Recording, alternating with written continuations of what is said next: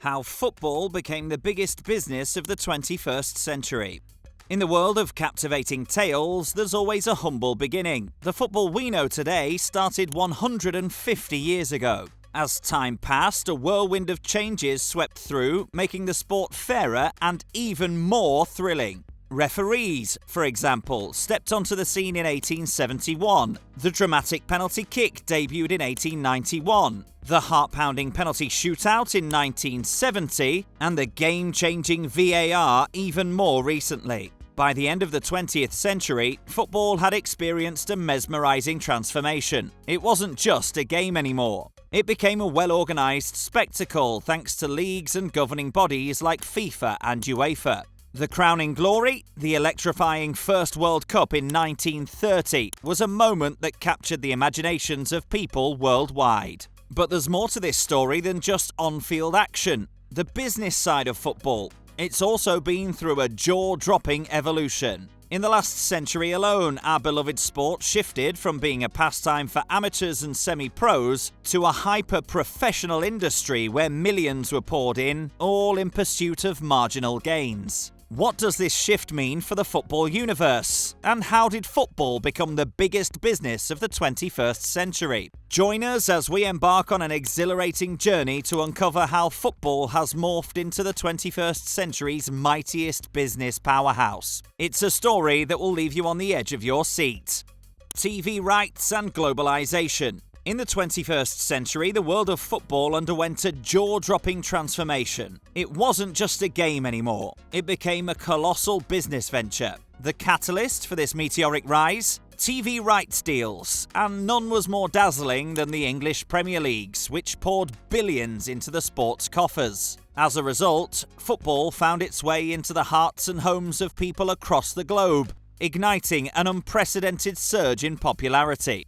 But let's rewind to the intriguing years between 1990 and 1992, a period that would reshape the future of televised football. This was when Sky Television made an audacious declaration. They were storming into the British television market with one electrifying goal: to broadcast live football matches exclusively. Fast forward to 1993, and the world of football was forever altered. Before this pivotal year, companies like ITV Sport and BBC Sport had been shelling out modest sums to broadcast top-flight football from the Football League. The money they paid was sliced and diced among all 92 Football League clubs. Then came the buzz, the whispers of Sky's interest, and the promise of a financial windfall. It was enough to set the wheels in motion for a seismic shift. The top 22 clubs in the Football League, driven by visions of newfound riches, broke away from the league at the close of the 1992-1993 season. And with that bold move, the FA Premier League was born.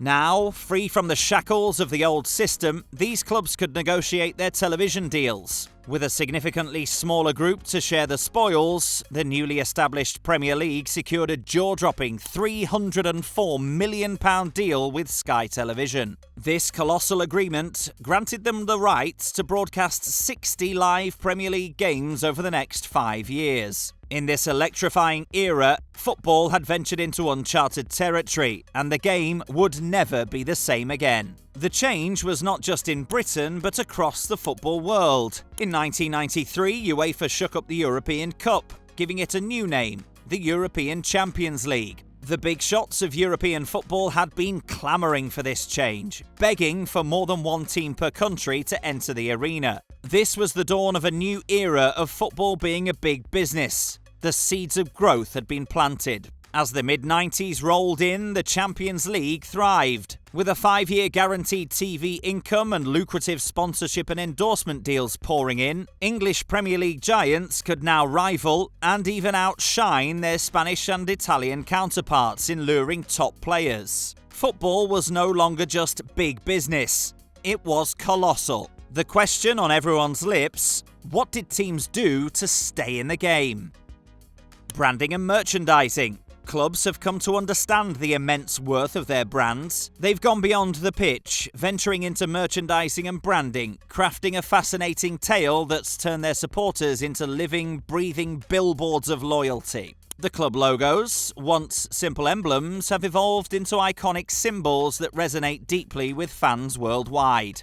But the magic doesn't stop there. Football clubs have made awe-inspiring investments in cutting-edge stadiums, transforming match days into electrifying spectacles. The atmosphere within these architectural wonders crackles with energy, drawing fans from around the globe to partake in the unforgettable experience, a first-hand encounter with the heart-pounding action on the field.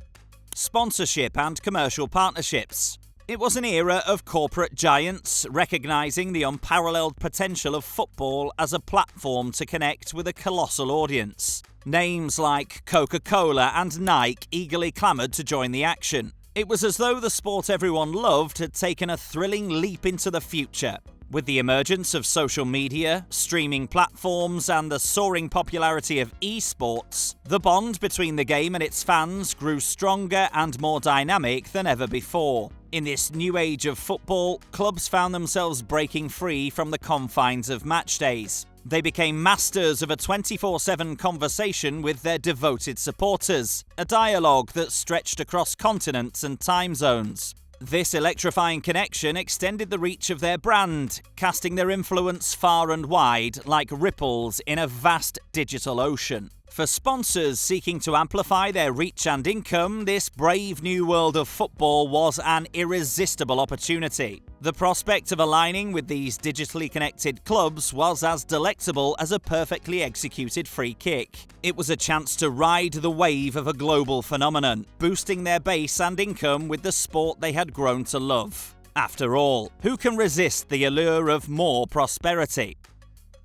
Player transfers and the financial frenzy. Amidst the whirlwind of football's evolution, even the players were included in the transformation. They were given the power to forge sponsorship and endorsement deals, coupled with a generous slice of the TV revenue pie. As a result, the top-tier Premier League clubs suddenly found themselves swimming in a sea of riches, and they weren't shy about splurging on top-notch talent and bloated player salaries. Once a mere spectacle, the transfer market now soared to unprecedented heights. Clubs shattered records with jaw-dropping fees to secure the services of luminaries like Neymar and Cristiano Ronaldo. It was a financial frenzy, a grand display of the sport's economic prowess. In the early days of the Premier League in 1993, the average weekly wage for a professional player stood at a modest £2,246. However, as the first 5-year Sky TV deal ended in 1998, that number had skyrocketed to a staggering £7,136. It was a testament to the footballing world's newfound wealth and its ever-expanding appetite for excellence.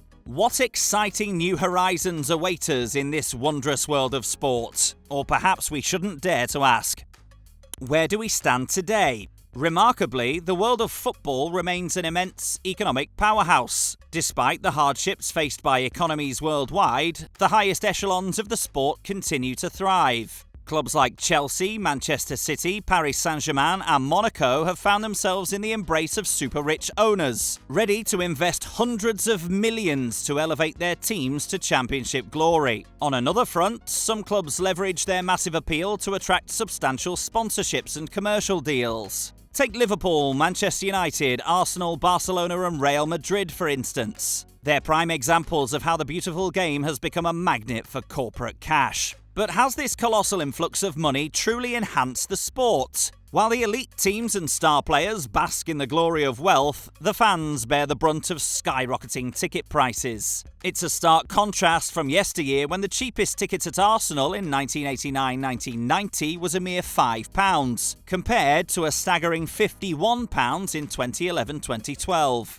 This trend is mirrored across the Premier League, where loyal supporters now dig deeper into their pockets. However, despite this financial bonanza, numerous teams are in dire straits. Tales of hardship like those of Leeds United, Wolverhampton Wanderers, Sheffield United and Bradford City serve as poignant reminders that the riches of the top division are far from evenly distributed throughout the football pyramid. The future of football is a journey filled with both uncertainty and excitement. One thing, however, remains crystal clear. Football transcends the boundaries of a mere game.